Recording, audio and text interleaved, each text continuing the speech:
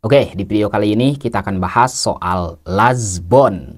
Nah, teman-teman, buat kalian yang masih belum sanggup bayar hutang di Lazbon, tenang. Kamu nggak usah takut, jangan panik, jangan pusing, jangan stres. Tenang aja bro, semuanya akan baik-baik saja. Jalani hidup seperti biasa, kembali hidup normal. Fokus usaha, ibadah, dan berdoa. Saya yakin suatu saat nanti kamu pasti bisa melunasi hutang-hutang kamu. Amin. Oke, teman-teman, buat kalian yang masih punya hutang di pinjol, saya doakan semoga kalian semua panjang umur, sehat selalu, dimudahkan rezekinya, dan mudah-mudahan kita semua bisa melunasi hutang-hutang kita. Amin ya Allah ya Rabbal Alamin. Oke, Lazbon ini adalah pinjaman online yang legal, berizin, dan diawasi oleh OJK. Nah, jika pinjaman online itu sudah legal, maka mereka harus mengikuti dan mematuhi aturan yang sudah ditentukan oleh OJK. Kalau mereka melanggar aturan OJK, maka Anda bisa melaporkannya melalui email OJK dan nomor WA OJK.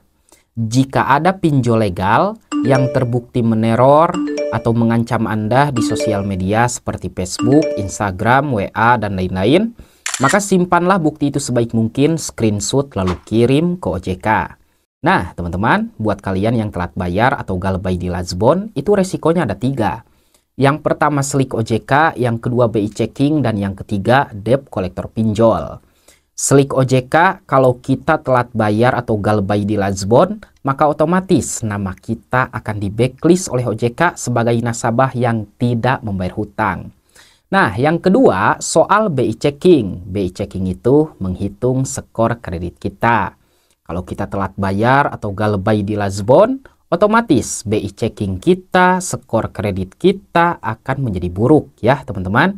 Nah, suatu saat nanti di masa depan kita akan sulit mendapatkan pinjaman lagi. Seperti berhutang ke bank, cicil motor, cicil rumah, cicil mobil, itu udah nggak bisa karena skor kredit kita sudah menjadi buruk.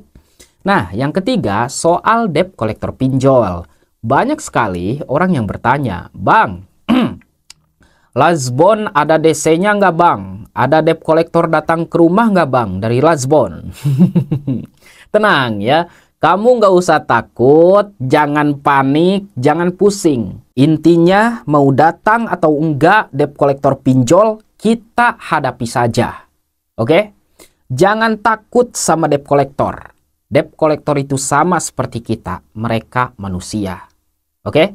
Mau datang atau enggak, kita hadapi. Berani berhutang harus berani bertanggung jawab. Berani berhutang harus berani berhadapan dengan debt collector.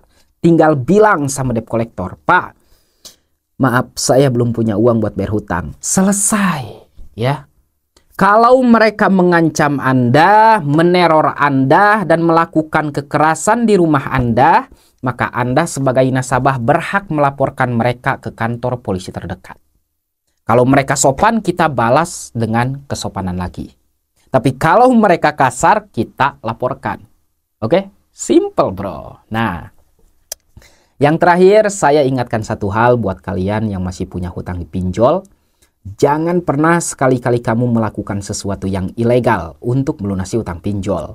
Seperti mencuri, merugikan orang lain, merugikan keluarga, merugikan kedua orang tua, bahkan merugikan diri sendiri untuk melunasi hutang pinjol. No, jangan lakukan itu. Dan jangan pernah sekali-kali kamu galih lobang tutup lobang untuk melunasi hutang pinjol. Galih lobang tutup lobang itu tidak akan mempermudah hutang kamu. Yang ada hutang kamu akan semakin bertambah, bertambah, dan bertambah. Oke? Stop galih lobang tutup lobang. Intinya ada 2. Kalau kamu sudah punya penghasilan yang banyak, udah punya uang yang banyak, kamu wajib membayar hutang.